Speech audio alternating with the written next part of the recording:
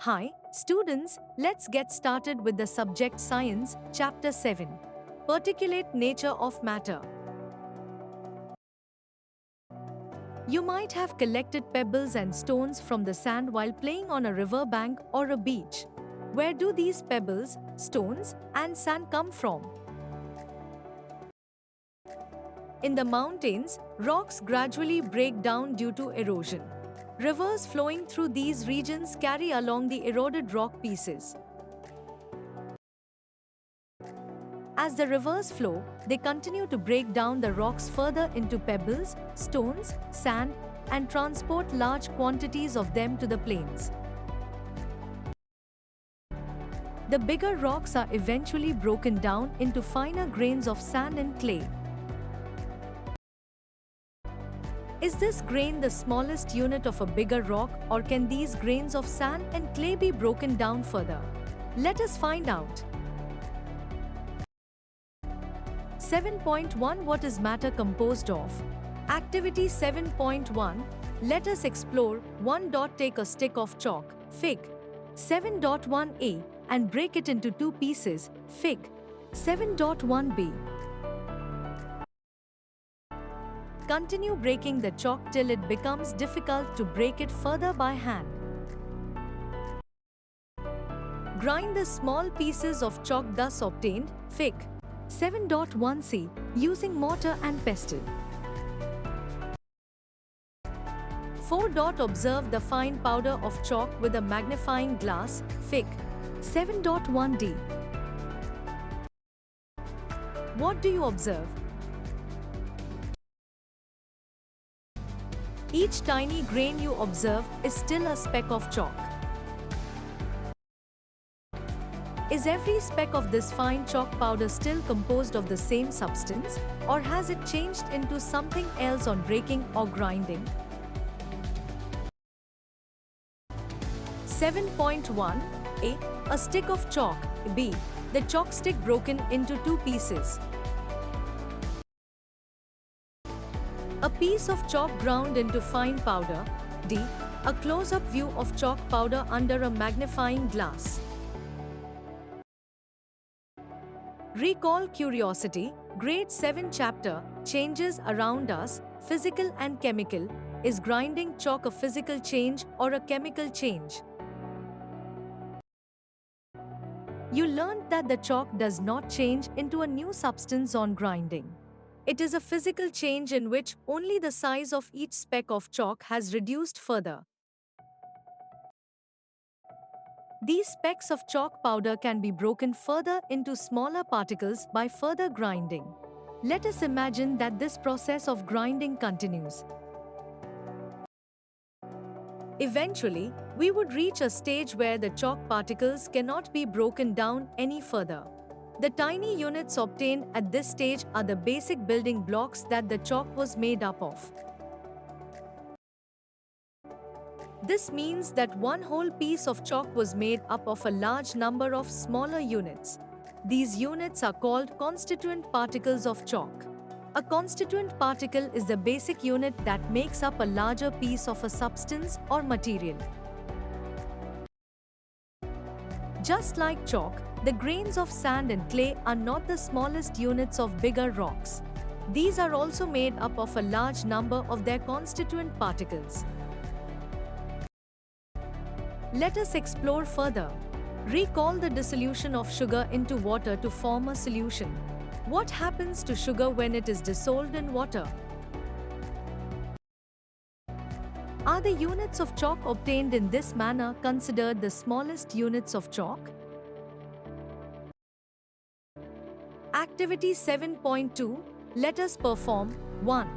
Fill a glass tumbler with drinking water. 2. Put 2 teaspoons of sugar into it. 3. Do not stir the water. Taste a small spoonful of water from the top layer of the glass. Does the water taste sweet? Now, stir the water until the sugar dissolves completely. Fig. 7.2. 7.2 Dissolving sugar in water. Again, taste a spoonful of water from the top layer. What difference in taste do you notice? Does it taste sweet? Since the top layer of water tastes sweet after dissolving sugar, it must be present in the solution. Do you observe any sugar particles in the solution? Sugar particles can no longer be observed, but their presence can be sensed by taste. When sugar dissolves in water, it breaks up into its constituent particles which cannot be broken down further. Each tiny grain of sugar is made up of millions and millions of such constituent particles. Safety first, perform the activity under the supervision of a teacher or an adult. Never eat or drink anything unless asked to. Activities 7.1 and 7.2 support the idea that matter is composed of a large number of extremely small particles. These particles are so small that they cannot be seen even through an ordinary microscope. But where did the sugar go? The tiny sugar particles separate and occupy the available spaces between the water particles. These spaces between the particles are known as interparticle spaces. Chalk and sugar can both be broken down into their constituent particles. But how are the constituent particles held together to form the solid pieces we see? 7.2 What decides different states of matter? The constituent particles of matter are held together through forces which are attractive in nature. These forces are called interparticle attractions. The strength of these attractions depends on the nature of the substance and the interparticle distance. Even a slight increase in the distance decreases the interparticle forces drastically. The strength of these forces ultimately decides the physical state of the substances. Our scientific heritage. Do you know that since ancient times, people have been thinking about how far things could be broken down and what is matter made up of? Acharya Kanad, an ancient Indian philosopher, first spoke about the idea of a Parmanu, atom. He believed that matter is made up of tiny, indivisible eternal particles called Parmanu. This idea was written in his work called Vaisheshika Sutras. Let us explore how these attractions vary in different states. 7.2.1 Solid state. How are constituent particles held together in solids? Activity 7.3. Let us find out. 1. Collect a few solid objects, such as a piece of iron or an iron nail, a piece of rock salt, a stone, a piece of wood, a key, and a piece of aluminium, Fig. 7.3. 7.3. Some solid objects. Observe their shapes and sizes. Try hammering them. In which of the above 6 objects do you think particles are strongly held together? You must have noticed that all these objects are solids. They have a definite shape and volume. This is due to the fact that in solids, the particles are tightly packed and the interparticle attractions are very strong. These strong forces of attraction hold the particles in fixed positions, preventing them from moving freely. Fig. 7.4a. The particles can only move to and fro about their positions, vibrate or oscillate, but cannot move past each other. When solids are heated, their particles vibrate more vigorously. Fig. 7.4b. A stage is reached when these vibrations become so vigorous that the particles start leaving their position.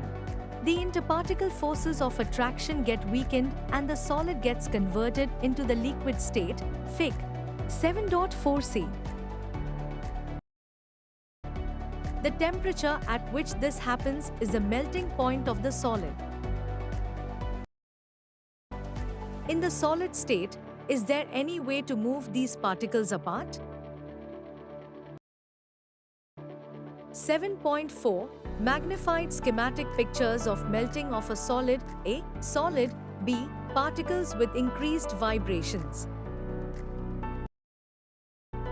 7.4 C. Liquid. Liquid at the atmospheric pressure is called its melting point. Generally, in a liquid state, particles are somewhat farther away from each other as compared to those in the solid state. Ice is an exception, its particles are farther apart than those in water. Some solids have weak interparticle forces of attraction, so their melting points are low, while others have strong attractive forces and have high melting points. Some examples of solids and their melting points are shown in Table 7.1. Table 7.1 Melting points of some solids. 7.2.2 Liquid state, Activity 7.4. Let us try and find out. 1. Take 3 clean and dry containers of different shapes. Label them A, B, and C. Fig. 7.5. 7.5 Water placed in containers of different shapes. Mark the 200 ml level in each container using a marker or by pasting a thin strip of paper. Fill container A with water up to the marked level. Carefully transfer the water from container A to container B without spilling and observe the shape and level of the water. Now, transfer the same water from container B to container C carefully and observe the shape and its level again. You will notice that the water takes the shape of the container into which it is poured. So, we can say that the liquids do not have a fixed shape and take the shape of the container they are kept in. This happens because the particles of liquids are free to move. In all 3 containers, the water level remains at 200 ml and no change in volume is observed. Hence, we can say that liquids have a definite volume.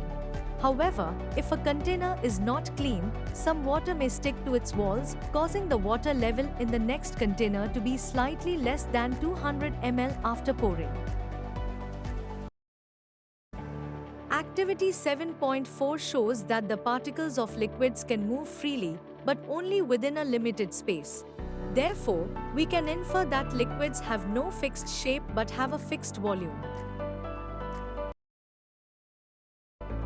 Let us now compare interparticle forces of attraction in liquids and solids. Take some water in a shallow vessel and try to move your finger through it. Fig. 7.6. Are you able to move your finger through the water? 7.6. Moving finger through water. You can move your finger through water without breaking or cutting it permanently, which cannot be done in the case of solids. When you try this, you are temporarily displacing water. As soon as you remove your finger, the position of the water is restored.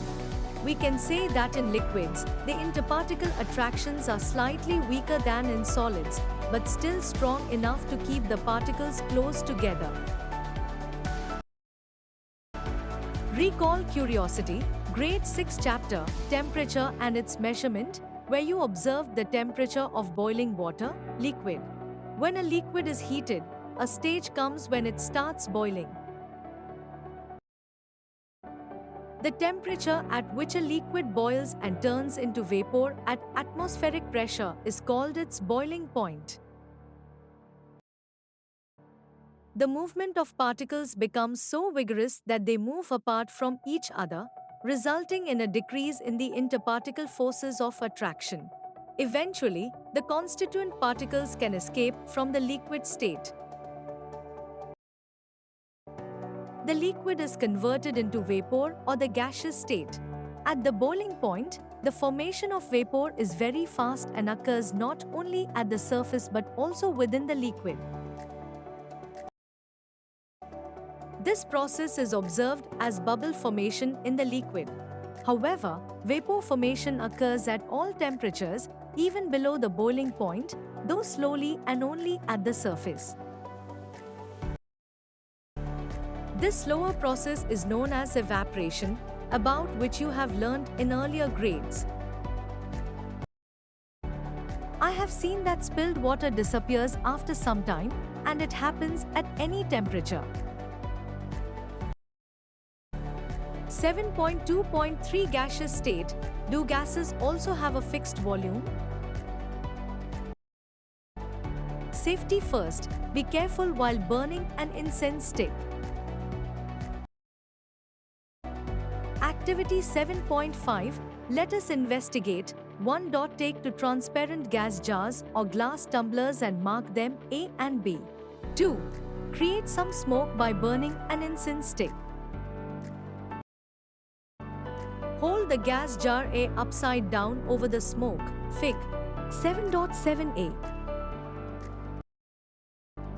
The gas jar should trap the smoke inside.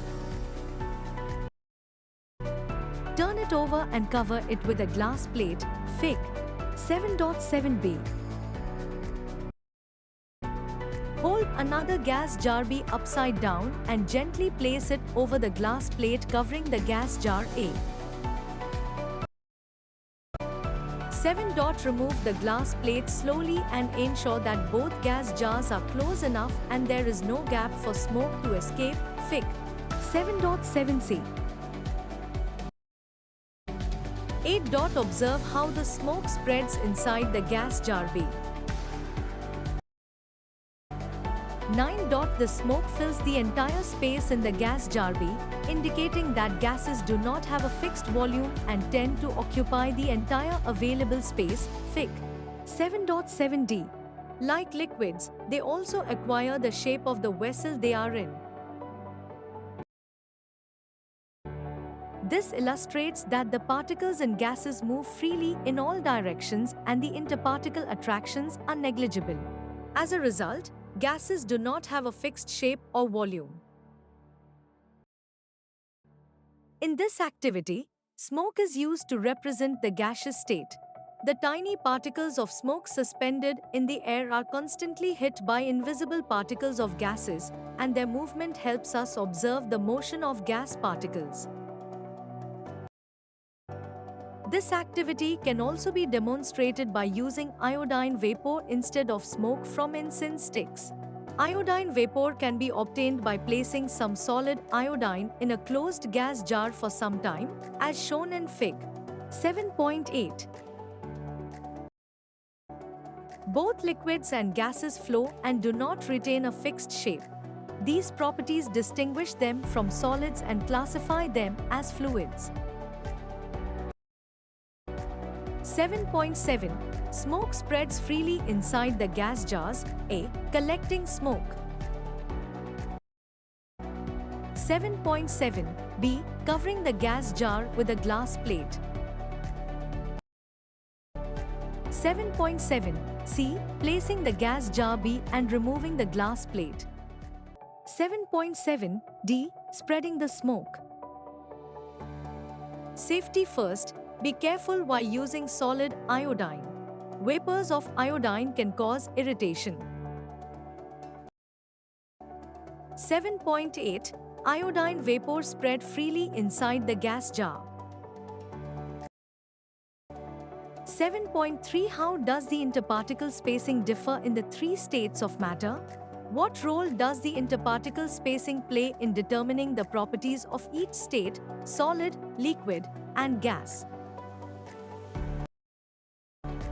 Let us perform the following activities to find answers to these questions. Activity 7.6. Let us experiment. 1. Take a syringe without a needle. Pull the plunger of the syringe outwards in a fully extended position. Fig. 7.9a. Place your thumb over the open end of the syringe to prevent the air present inside the syringe from escaping. Fig. 7.9b. Push the plunger slowly and steadily inward. Fig. 7.9c. 7.9. The syringe piston in different positions. A. Pulling the plunger outwards.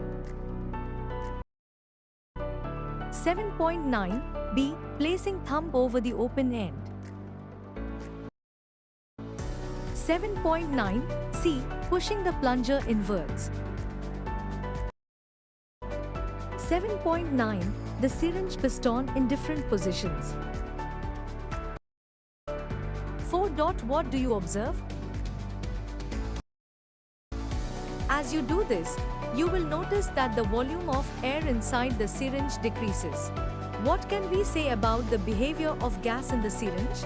When you compress the air by pushing the plunger, the particles are forced to come closer. This shows that the gas particles have a lot of space between them in their natural state, and this space can be reduced by applying external pressure. If you stop pushing the plunger, the gas particles spread and the plunger moves back to its original position. Repeat this activity using water and observe. You would observe that water is practically incompressible. Let us perform another activity to learn about the interparticle spaces in liquids. Activity 7.7. Let us observe. 1. Take a glass vessel, fill it about half with water, and mark the level of water A. Fig. 7.10a. 2. Add 2 teaspoons of sugar into it. Mark the new water level on the glass vessel B. Fig. 7.10b. 4. Stir the water with a glass rod to dissolve the sugar. Fig. 7.10c. Predict whether the water level will increase or decrease with respect to the mark B. Mark this water level again as C. Fig. 7.10d. 7.10. Variation in water levels. What difference do you observe in the water levels? You will observe that initially, when sugar is added, the level of water increases, but after dissolution, it may decrease to some extent. Since the volume of the solution is less than the sum of the volumes of water and sugar, it indicates that there is some space between the water particles. The particles of the dissolved substance occupy these spaces. Fig. 7.11. 7.11. Magnified schematic picture of distribution of sugar particles in water. Repeat the activity 7.7 with some other soluble solids, such as common salt or glucose, and insoluble solids, like sand and stone pieces. What do you observe in each case? Do the sand particles dissolve? Does the volume of water in the vessel change after mixing, and why? Sugar and sand are both solids. Why does sugar dissolve in water but sand does not? Sand is a solid that does not dissolve in water. When added to water, the sand particles settle down and occupy some space in the container, causing the total volume to increase. What do you think about the interparticle spacing in solids?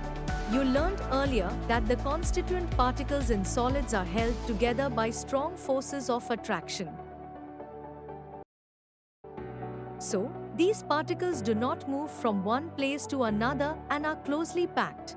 However, despite close packing, some space is left between the particles as shown in Fig. 7.12a. 7.12 Magnified schematic pictures of interparticle spacing in the three states of matter. You might assume that the space between particles is filled with air, but this is not the case. They contain nothing at all. 7.12 summarizes the packing of particles and the interparticle spacing in the three states of matter. A step further, often we use the term particle in different contexts. The meaning of this term changes with the context. For example, while talking about air pollution, the term suspended particulate matter, SPM, is used. This term refers to the tiny dust particles suspended in air and not the constituent particles of matter, which are extremely small as compared to the dust particles. In fact, even these tiny dust particles are also made up of a very large number of constituent particles, i.e., atoms and molecules. 7.4 How particles move in different states of matter? Let us find out about the movement of particles in the three states of matter. Activity 7.8 Let us experiment. 1. Take a glass tumbler containing water and put a few grains of potassium permanganate into it. What do you observe? Initially, you will see some streaks of pink color spreading out from the grain, Fig. 7.13a. 7.13a Streaks of pink color spreading out. With the passage of time, the entire bulk of water will acquire a uniform pink color, Fig. 7.13b. 7.13b Uniform pink color in glass tumbler. Do you know why this happens? This happens because the water particles are in constant motion. First, they pull out the particles of potassium permanganate from its grain, and later they hit these particles so that they get spread throughout the liquid. In the case of many substances, the constituent particles are held together strongly that the water particles are unable to pull these out. Such substances, like sand, are insoluble in water. Safety first. Do not touch potassium permanganate with your hands. Use a spoon or a spatula to handle it. Think like a scientist. Try it yourself. 1. Take 3 clean glass tumblers. Pour hot water in one of them, water at room temperature in the second, and ice-cold water in the third. Drop a small grain of potassium permanganate into each of them. Watch carefully and compare. What do you observe? Water particles move faster in hot water compared to water at room temperature, and even slower in ice-cold water. As a result, the potassium permanganate spreads the fastest in hot water, less quickly in water at room temperature, and the slowest in ice-cold water. Hence, the movement of particles increases when heat is provided. Try to depict it by drawing a diagram. How can we demonstrate the movement of gas particles that cannot be seen with the naked eye? Activity 7.9 Let us find out. 1. Light an incense stick in one corner of the room, Fig. 7.14. 2. Wait for a few minutes and observe. Do you notice the fragrance from a distance? 7.14 Burning of an incense stick. When an incense stick is burned in one corner of the room, Initially, the fragrance is felt only around the incense stick. Shortly, you can smell the fragrance throughout the room. This happens because the particles of the fragrance spread, filling the entire room. This shows that the particles of air are moving constantly. The air particles hit the particles of the fragrance and help them spread throughout the room. Oh! Now I know why and how the fragrance of perfume reaches us.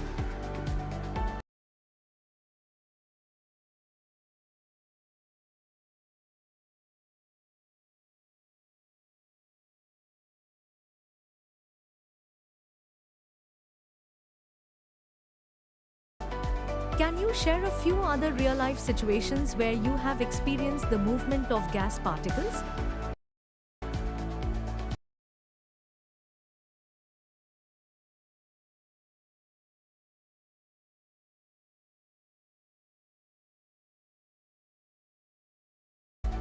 Ever heard of the particulate nature of matter plays a crucial role in many everyday processes?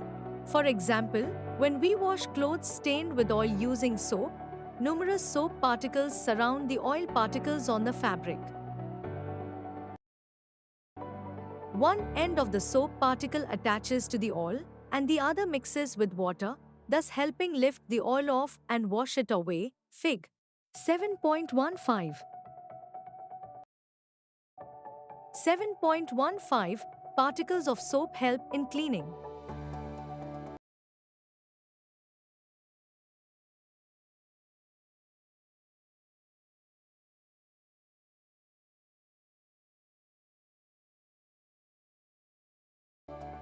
Based on our learnings from the chapter, we can say that matter is made up of small particles which are held together by the force of attraction. The strength of attractive forces between particles depends on the distance between them, which in turn depends on their thermal, heat, energy. Thus, it is the thermal energy of the particles that determines the physical state of matter. In the solid state, the thermal energy of particles is low, so they remain close to each other and experience strong interparticle attractive forces. This restricts their motion to only small vibrations.